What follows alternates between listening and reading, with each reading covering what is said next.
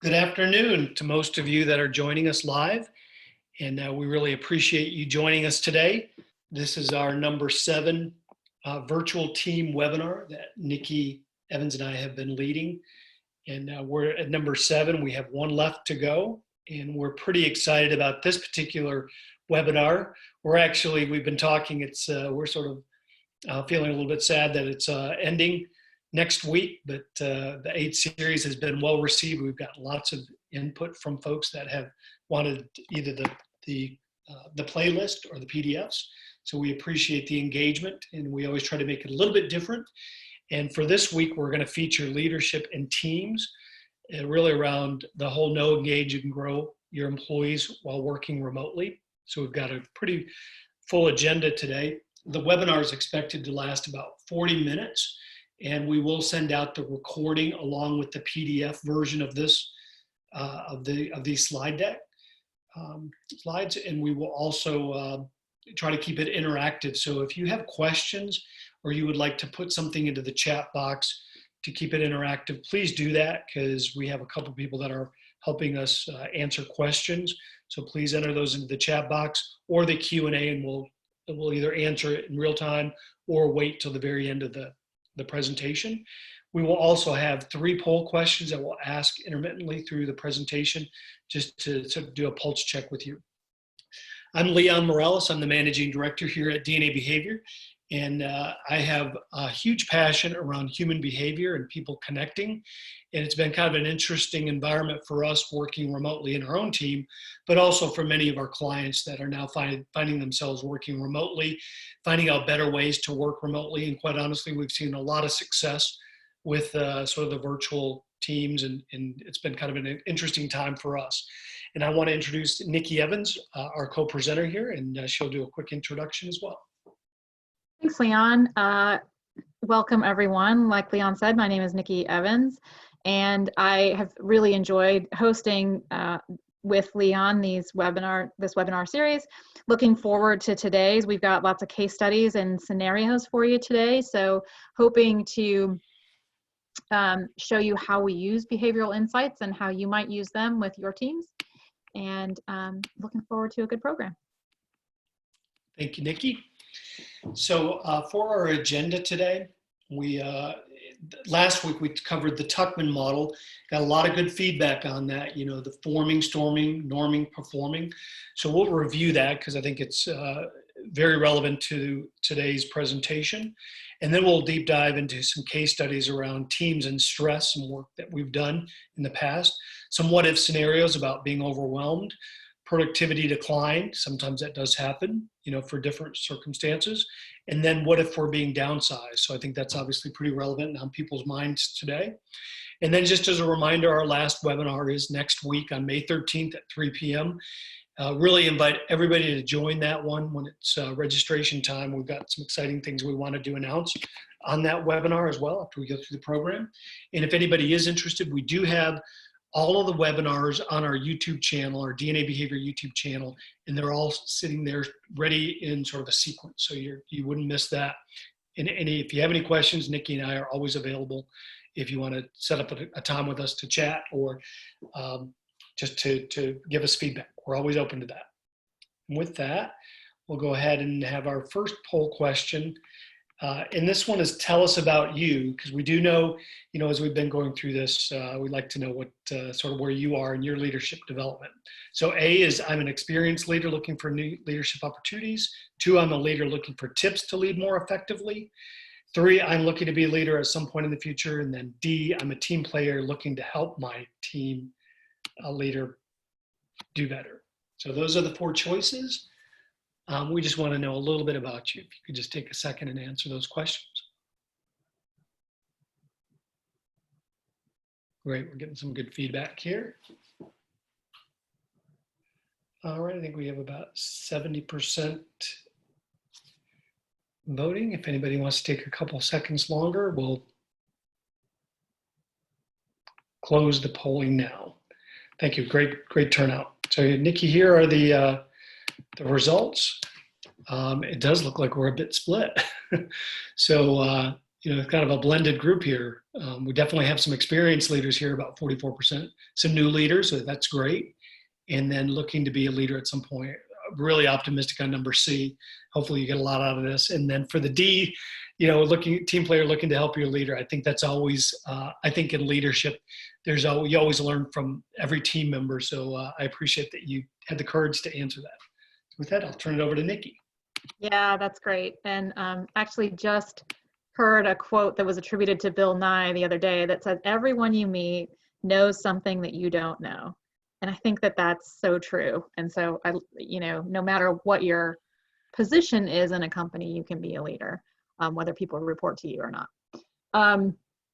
So quickly, like Leon mentioned, last week we talked about this Tuckman model of how teams work together, and I wanted to review it quickly because we're going to talk about a team and maybe apply this model a little bit to what might have been happening there and what stage or stages they might have been a part of. So when teams are forming, that's when everybody's on their best behavior. Nobody's really sure about what their role is going to be.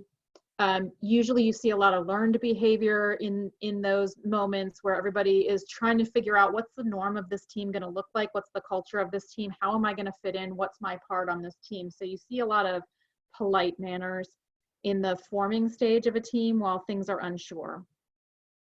And then it moves to the storming phase, and this is where our true personalities start to come out a little bit more. It's where conflict starts to arise as people start to jockey for position and start to figure out what the group is going to do and pull for where they want to be in that group, maybe fight for a leadership position or fight for a role that they want on the team. And so you start to see some conflict and natural behavior styles come out. You start to see people really trying to figure out their alliances within the group, or how the group is really going to work. And some people may have disagreements about how they want the team to function. And so this is where this storming stage happens, where the roles and responsibilities aren't 100% defined. There's a lot of pushing and pulling for getting those defined and hearing everyone's opinion about how that should happen, and also some of those natural and stress behaviors coming out in that storming phase. As the team moves into norming, they've sort of settled on roles and responsibilities to some degree. They've settled on a team goal. They've started communicating with one another well. They have started to see some progress. They start to make progress toward their goal, and they're able to start seeing some of that progress. And but may still occasionally have conflict, may still look to the leader a lot for direction around getting to that performance. When a team moves into a performing stage, they no longer are really driven by looking to the leader for input. The team now, as a team, is able to produce results consistently and with very little conflict in the groups. So there may be little personal conflict within the group. There can be great creative conflict and great discussion and debate around the way to work and ways to get through things, but that conflict ends when the issue is resolved, and it doesn't bleed into personal conflict with team members. So the team is at ease with themselves and with each other, and work happens. They're seeing the productivity of the team, and the leader is really free from the day-to-day of the work that the team is doing to set strategy and vision, to help be more of a coach and kind of watch the team function rather than having to pull and lead the team to function. And then as teams get finished with whatever the project was that they formed to begin with, they go into an adjourning or mourning phase where the team really needs to let go of the way the team had been working.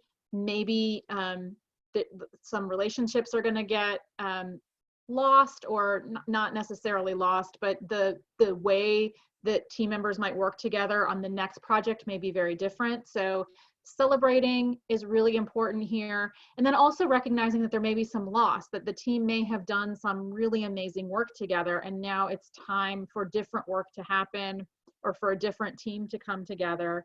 And so, it's a place where a team can potentially grieve a little bit that that loss of the group as a unit that became a really high performing team that was able to do creative conflict and see results and be productive. When you leave a group like that, that can be difficult. And when the group itself is disbanding, that can be difficult for players because that was such a fun and unique experience for a lot of people. So those are the phases of the sequence, of development within a team. And so now I want to talk to you about the case of a team in stress.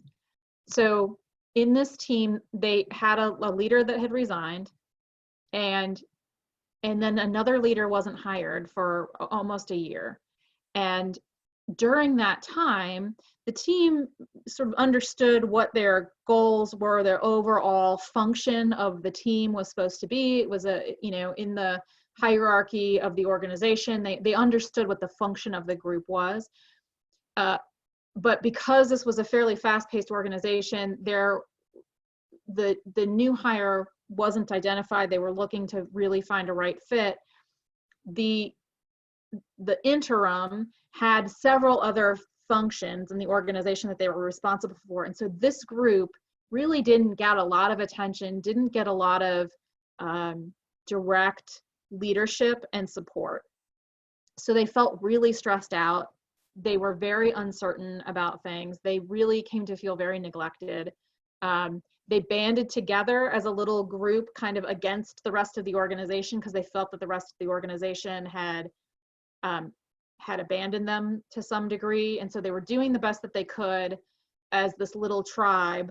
But inside the tribe, things weren't, there was a little bit of, well, who's supposed to do what now, and who's really supposed to be the leader now, and what are we, can we define our own roles a little bit since nobody's around to define our roles for us. Some people wanted to take on what they wanted to do versus, what they maybe had been doing under the old leader.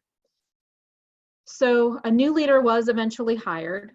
This new leader had a very patient, very cooperative style, really enjoyed making sure that people came to consensus on things, was very oriented around group, was very careful about making decisions, was kind of slow to think things through and act on things, really wanted individual relationships, really wanted to build individual relationships and build trust individually, particularly under stress, but in general, but particularly under stress. This combination of cooperative and patient really made this leader very adverse to conflict. It was painful to see conflict for this leader. He ended up hiring 2 additional new leaders to come into the team to support him. The leaders that he hired were fairly fast-paced, very creative, and so this is kind of where we've got this team. They're already feeling neglected and stressed. They get a new leader who really wants to build good relationships, but really is averse to conflict. And then he hires 2 new people that are pretty fast-paced, pretty creative, pretty excited about this new opportunity.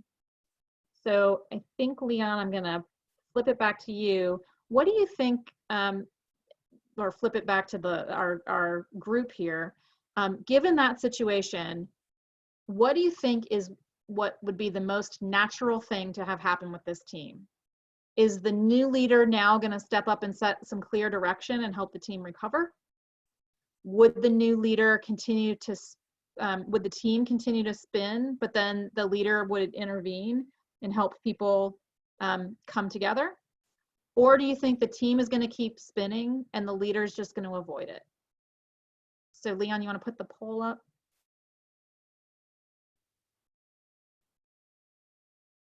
Okay, we've got it up there. So if you'll just take a couple seconds, answer what you think happened in this case.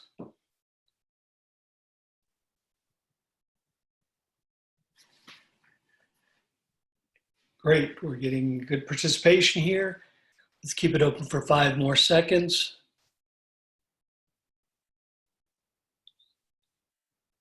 All right, great. All right, Nikki, here we go. All right. And looks like it's fairly split. Decision here, a split decision here. All right, so we would hope that the new leader would set some clear direction and the team would recover. It's possible the team would still kind of continue spinning, but the leader would intervene. But what actually happened is the team kept spinning and continued to feel stress, and this leader tried to ignore what was going on. So when we think about the Tuckman model again, I just want to go back. This team was kind of in mourning that they had lost this other leader, and that had never really, in their minds, in this team's minds, they had never been fully appreciated for the work that happened under this old leader. And they had never been into a transition of really, so they were in this kind of forming stage with the new leader, and then actually 3 new leaders. But no one really recognized, hey, this is a forming stage, because the core group had already been together for such a long time.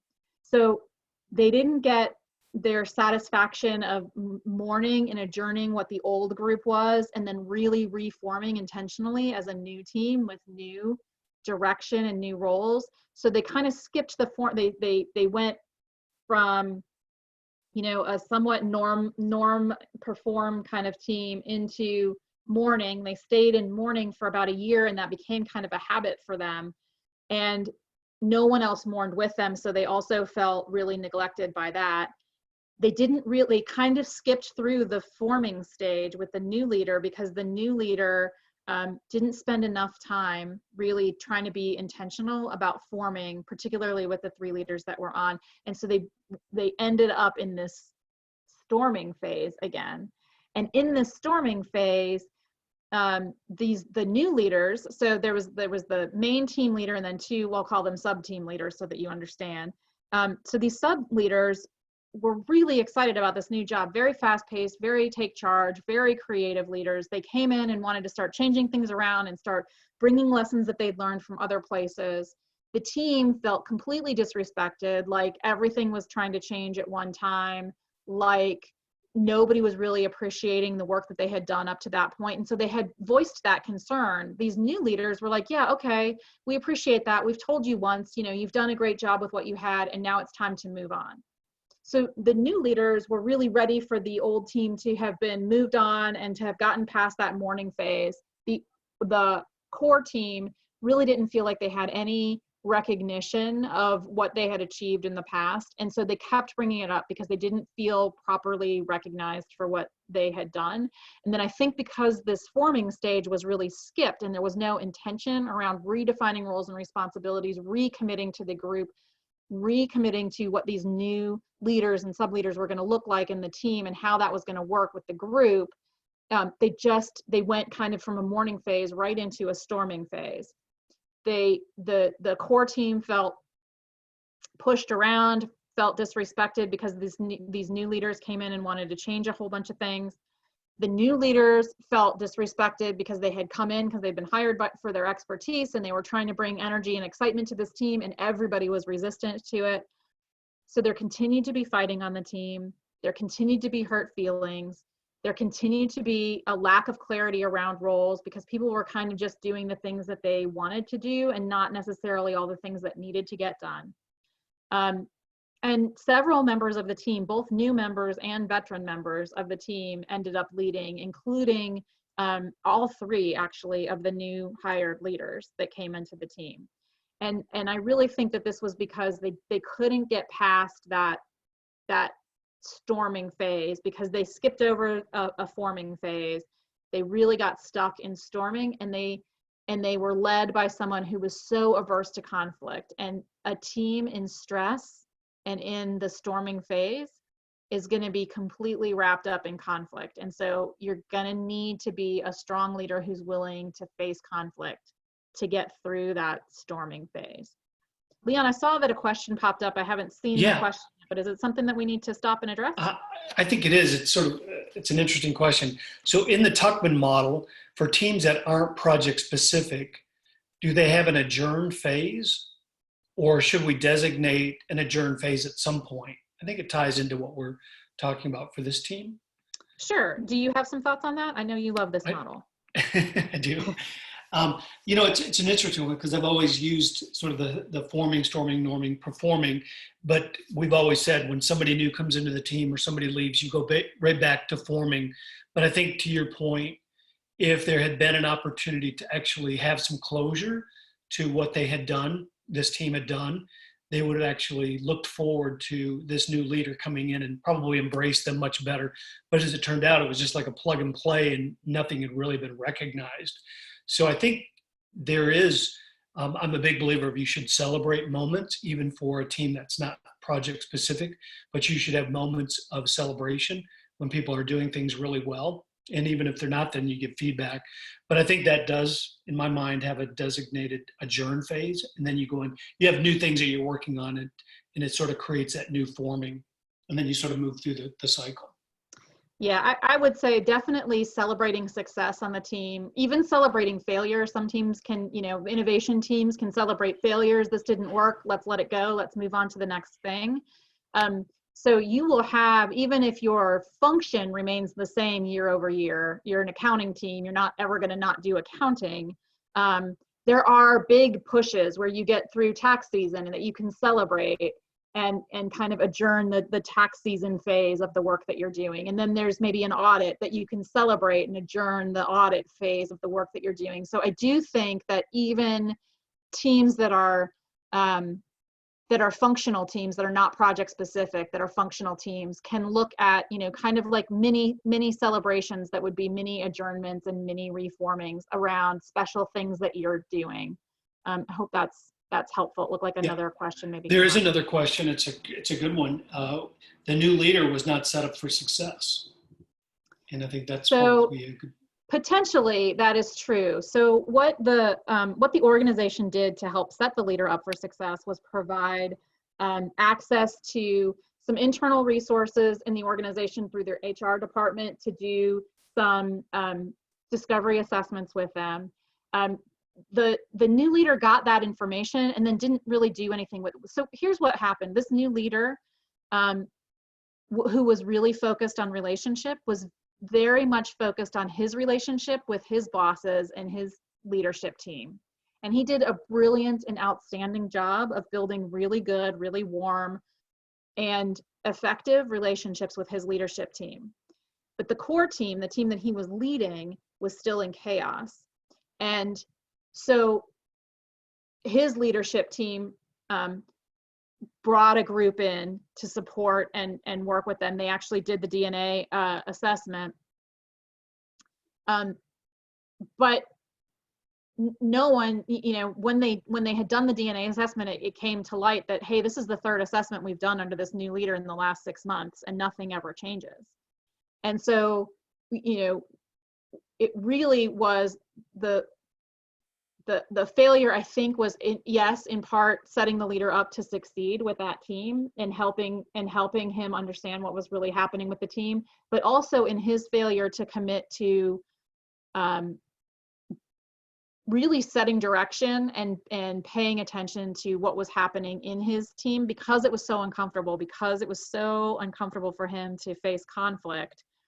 He found it really difficult to say no to people, to address people head on, and to say, this is going to be the role that you're going to have. And when he did, because it was so difficult for him, it came across as very short, very dictatorial, not collaborative at all, which seemed very different from the way that he typically worked. So his stress behavior was kind of just snap and be as short as possible. And so it was an interesting, it was interesting on the team that the way he went about this. So things might have gone differently if he had more, if he had more awareness about how much he was avoiding conflict with his team. So I think naturally he understood that he preferred to have, I think all of us prefer to have non-combative relationships. To the extent, though, if he had more awareness earlier up front about how much he was avoiding conflict within the group, that he's going to tend to do that.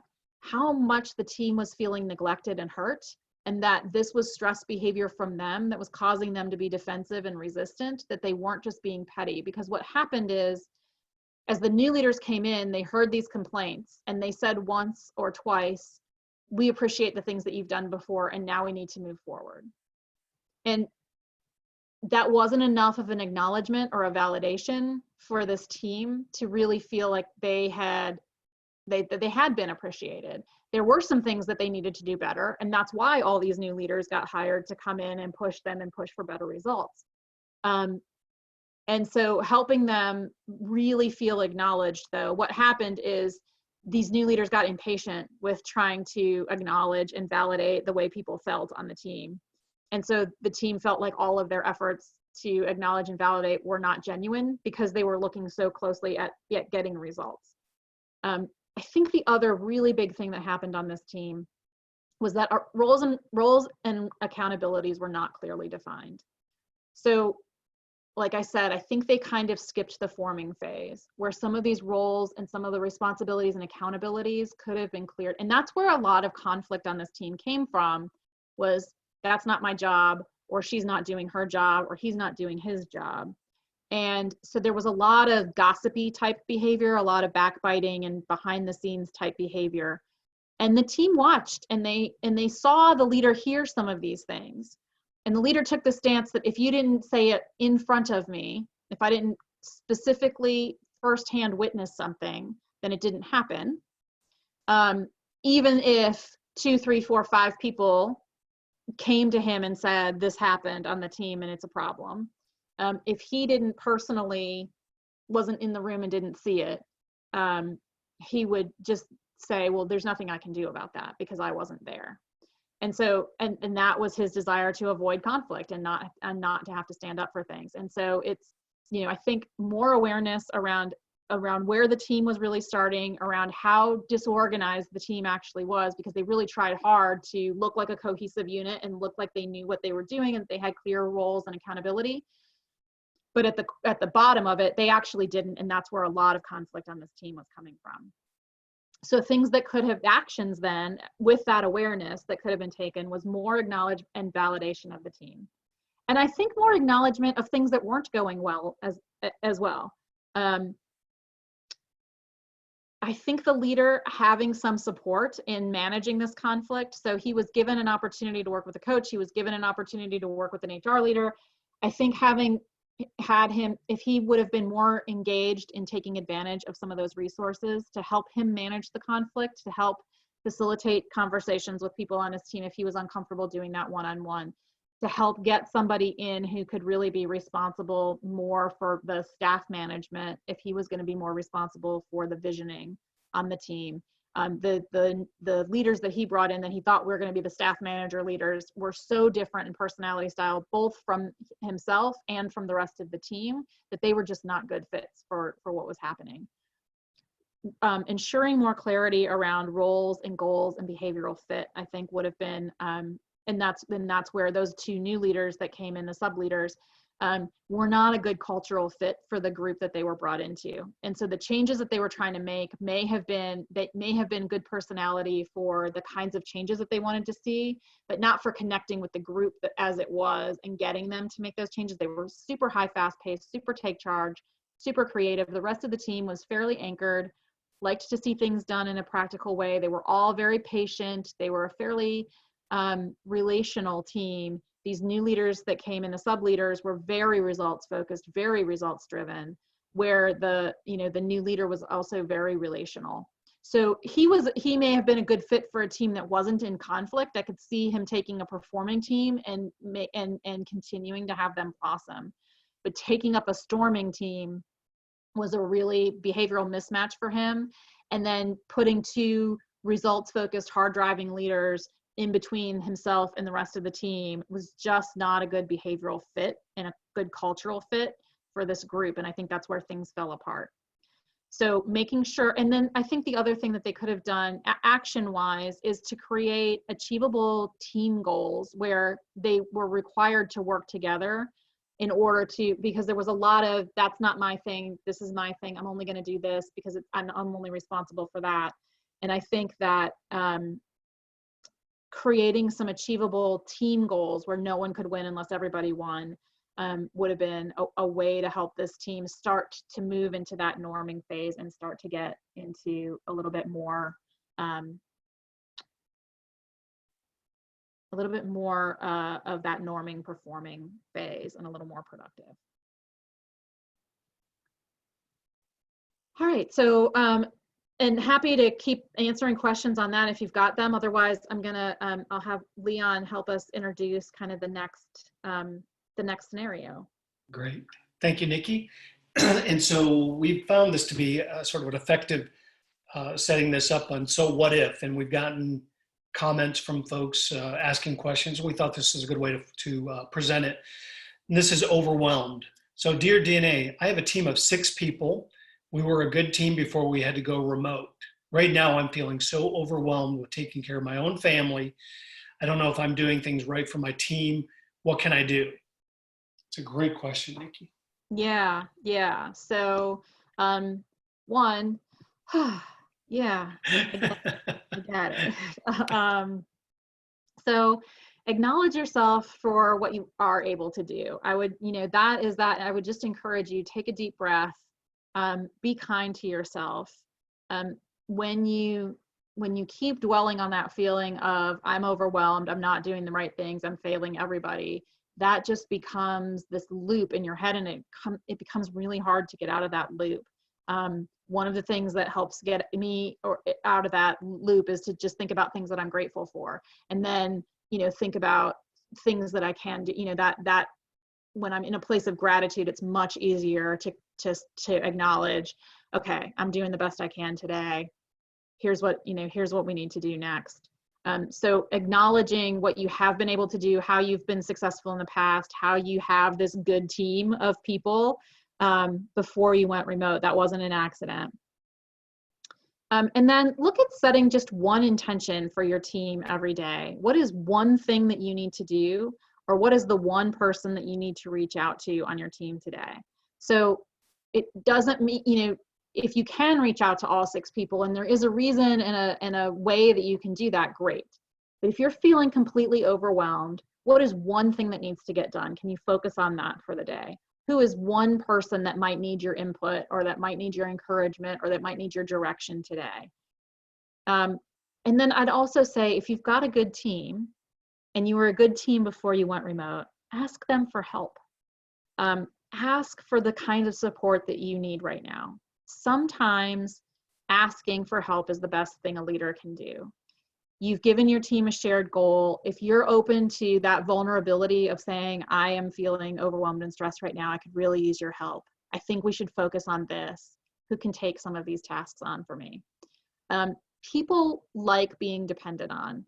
You as a leader enjoy when people can ask you for help and you have an answer to give them, and you feel like you've added value, and you feel like you've been able to do something to support somebody else. Other people like to do that too. And they don't have that opportunity if you don't ask them for help. And so sometimes when you're feeling this overwhelmed, even if you're the leader and even if you feel like you have to have it all together, I'm not saying, that you have to be completely unraveled and share your deepest, darkest fears with your whole team.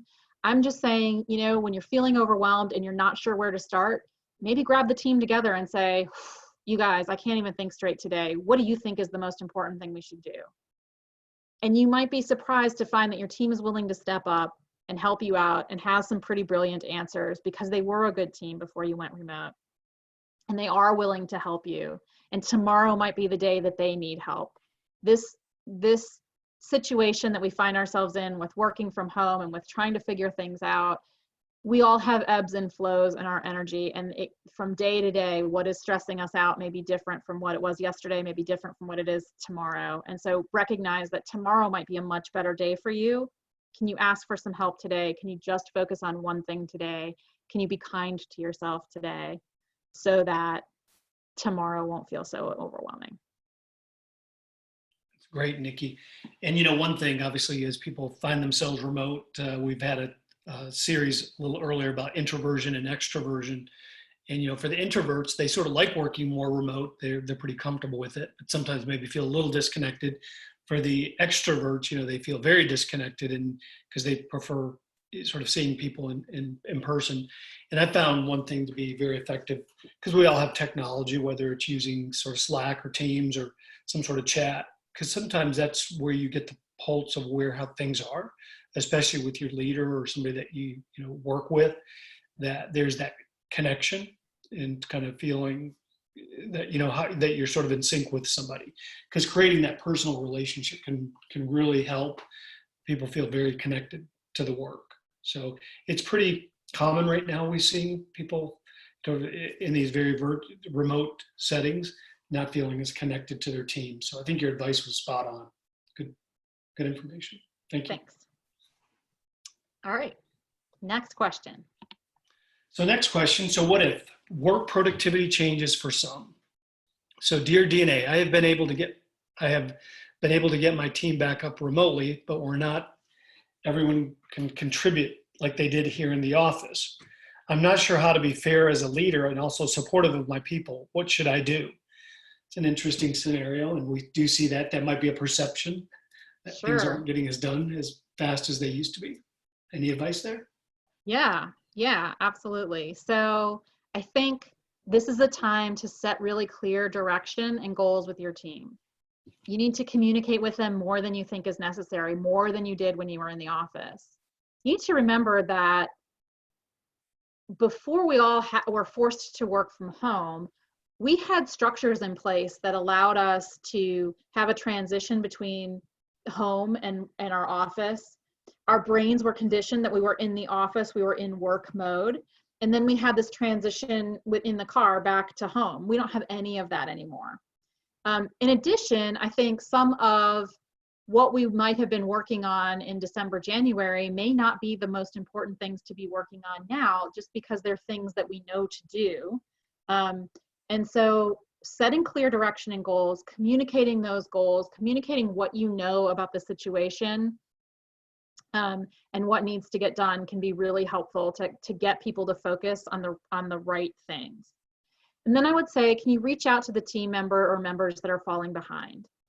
Can you help them set some reasonable goals? Can you get some accountability that you can hold with one another for what they agree to? So get them to agree to a goal. And I think just figure out what's happening with them. Is it an extrovert that's really craving more time talking to people? Is there a way that you can have virtual lunches with that person? Is there a way that, or, is it somebody that has little kids that they're trying to homeschool and they're trying to get all of the devices online at the same time in the 8 to 5 window just isn't working?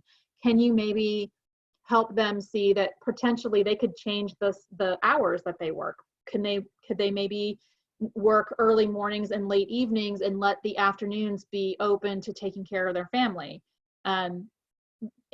Rather than in that, is there room to be flexible with what they're accomplishing? Is there room to reduce their hours a little bit given the situation that they have? Are they looking after people that are sick? Are they so what can you do to support them? What do you know about them personally that will help them be more productive? And how can you set up reward systems that will feel rewarding to that team member?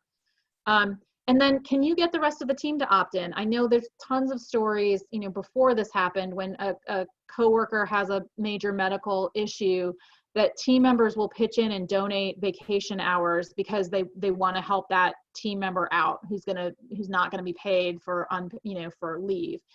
People will donate vacation hours. This may be a time where people are willing to donate some extra productivity if a team member is really falling behind and struggling. If the team member is willing to share what it is that they're struggling with, is there a way that you can get the rest of the team to opt into that? I think, when we look at trying to be fair, we have to look at what does fair look like to each person. And so it's not necessarily treating a raging extrovert the same way that you treat a raging introvert is probably not fair. It won't feel fair to either one of those people. But you might be doing the same action. And so I think, the other word that I would key on here is, what does fair mean to you? And what is, if you can treat people like they want to be treated, that's going to feel more fair to them than if you treat everybody exactly the same. And so is it really a requirement that you treat everybody exactly the same in this environment? Are there ways for that you can be flexible? Are there other things that you can do to help support that productivity? And are your expectations reasonable? Like I said, we don't have the same tools. We don't have the same ability to look each other in the eye that we had a few months ago. We don't have that transition space anymore. We don't have a work environment that gears our mind to now I'm at work. And so it may be unreasonable to expect the same amount of productivity from people as when they had that kind of structure that they had in the office. So what else can you do to help give them the kind of structure that they need, or help give them the kind of freedom that they need to feel productive? Excellent. Very good. And so our final, so what if is downsizing and layoffs, and we're hearing a lot of companies right now struggling with that, whether they keep team members or how that's being done. So here's the question. Dear DNA, I am leading a team that has had to downsize since the pandemic. While I still have about 2/3 of my team, we are all feeling the sense of loss for the rest of the team. How do I keep the team functioning through this very challenging time? Very realistic sort of what if scenario. It is, and that sucks. And so I think, first what I would say is acknowledge that it does suck. Set up some time to talk to your team about the questions that they have, acknowledge that people are feeling badly about this, validate that it's reasonable that people feel bad about this. Also recognize that people are likely feeling not only bad about the coworkers that are no longer with them, they're also feeling uncertain about when the next wave is coming and if this is going to happen to them. So can you, to the extent that you're able to assure them about what the next moves are, or when you can tell them about any next moves, that will be helpful. But I think just validating and allowing people to feel bad that you've lost part of the team is reasonable. Allow them to go through a little bit of that mourning phase, and recognize that you're going to be in a little bit of a forming and storming phase again as you try to figure out how are you going to make up for the loss of coworkers on your team. That you had these people, 1/3 of your team is now gone. What's happening to that work? Is that work also gone, or now is the expectation that work is going to shift to the remaining 2/3 of the team? And that's where I think you need to really set realistic goals and priorities. It's really necessary for you to figure out what now are your priorities, and recognize that not everything that can be done with a team of 30 can now be done with a team of 20, working the same amount of time. That they're just, especially if you have a highly productive team, there just wasn't that much slack in the system to allow for the rest of the team to make up for that. So you have to make some hard choices and set some realistic goals, and have some difficult conversations with your team and with your leadership about what still really needs to get done. What are the most important things? And I would challenge you to look at everything and really, really interrogate, are we doing these things because we've always done them? Are they really necessary to do? Is it realistic for me to expect all of these things from my team? And again, communicate with your team. Validate. Some people will need to mourn this loss more than others. Some will need to be validated about feeling bad about this and being nervous and scared, because in addition to, again, feeling empathy and sadness for lost coworkers, I think people are also going to feel uncertainty that this is going to happen to them next. And a lot of times, if they don't feel like the leader is really engaged with them and that people are being transparent and trying to build trust, that engagement level drops, because this is just going to happen to me next, right? So to the extent that you can communicate and over communicate on what you need from your team now, where you are with, having to do layoffs again, or where you are on what they can do to help you be able to make the team successful and maybe make some rehires possible. What are the goals that have to be met in order to make that a reality for you? And then I think, finding ways for the team to connect around not work, where they have some social time to rebuild bonds with one another, to renegotiate that storming phase a little bit around what are the new roles and responsibilities going to be? How are we going to renegotiate how we're working together, and who needs to work closely together and who maybe hasn't worked closely together that needs to? And if you can create some common experience then as this new team with happy hours or team lunches or virtual coffee breaks where the topic isn't necessarily about work, but you just get some shared experience. Part of what makes a team is shared experience. So you need to start creating new shared experience with this smaller team. And so if you can find ways to do that through, virtual meetings or a virtual experience or, some kind of recognition, that will help, I think, bringing the team back together. But there is no doubt that this is a difficult situation, and it's a difficult situation on both sides for people that no longer have a job and having to make that communication, and then people that are left, right, the survivor's guilt. And sometimes it's hard to get those people motivated again. So I would say set realistic goals and priorities, and then over communicate on what those goals and priorities are. Help be supportive of your team. This kind of goes back to that lower productivity, right? Recognize some people are going to have a harder time with this. Some people may dive into work and just stick their nose down and be more productive than they've ever been. Some people may have a really hard time getting re-engaged. So know your team and help re-engage those folks that you feel like are checking out a little bit because they're so discouraged by this news of layoffs. Excellent, Nikki. And I think this is a case where recognizing the Tuckman model, because this is an adjourn phase because you're going into a new phase, and having some closure to that. Because I think of, as you talked about in the case study, if you don't acknowledge that, things are different, people just come in and think it's the same way, and it creates a lot of potential dysfunction.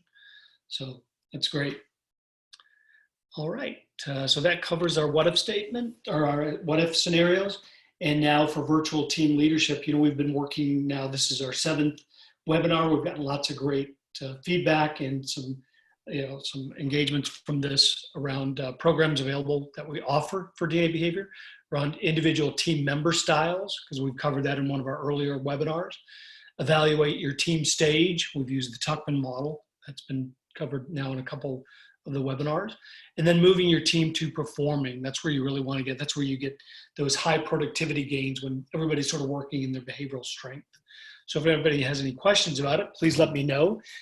We do have a contact form at the end of this webinar that you can send to us. But we did want to ask one more poll question because we are finishing our 8th webinar. It'll be next Wednesday at 3 p.m. And we really wanted to get an idea of the content that you want to see. One is these what if scenarios. They seem to be pretty popular. We'd love to know if you're interested in that. More of a case study format, because that's been sort of the traditional webinar that we presented. If you prefer that, we open up the webinar for questions from the audience to be part of the program. We're capable of doing that, or just let the DNA team decide. So I'm going to put the poll question up here, and if you can answer this 3rd poll question here, it should show up on the screen. Just take a couple moments to answer those. Okay, we've got about 75%. Give it another 5 seconds. Okay, I think we're pretty good. And here we go. So we got a little bit of mix here, Nikki. I think we've done the what if scenarios, about 17% want that, 70% in case studies, and then opening it up for audience participation at 33%. I think that's a high number, and then letting us decide at 33%. So I think that gives us some good data to work with. Right. All right.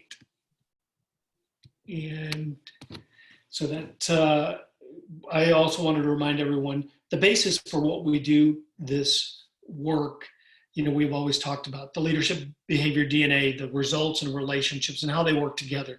There's an art to it. There's a science to it. It's quite interesting. It's all disclosed in the book. Encourage you to get it on Amazon and read it. It really is the backbone of what we do. So it's a great book, launched in January. It's been a great sort of enabler for us here at DNA Behavior. Perfect launch time just before everybody went remote. And then just a reminder, our webinar is next Wednesday on May 13th at 3 p.m.